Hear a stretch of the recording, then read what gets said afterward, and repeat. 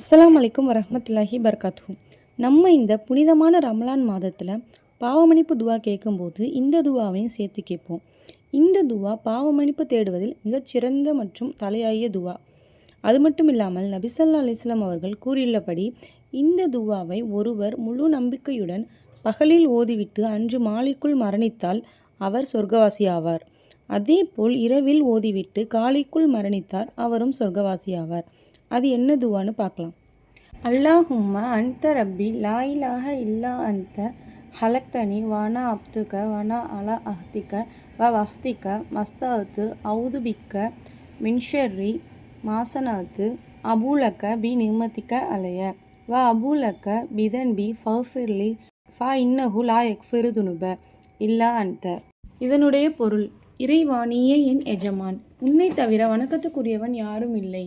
என்னை நீயே படைத்தாய், நான் உனது அடிமை. உனது உடன்படிக்கையின்படியும் வாக்குறுதியின்படியும் என்னால் இயன்றவரை நடப்பேன்.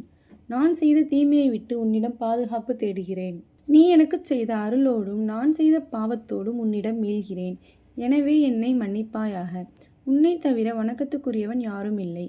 என்னை நீயே படைத்தாய், நான் உனது அடிமை. உனது உடன்படிக்கையின்படியும் வாக்குறுதியின்படியும் என்னால் இயன்றவரை நடப்பேன். நான் செய்த தீமையை விட்டு உன்னிடம் பாதுகாப்பு தேடுகிறேன். நீ எனக்கு செய்த அருளோடும் நான் செய்த பாவத்தோடும் உன்னிடம் மீள்கிறேன். எனவே என்னை மன்னிப்பாயாக.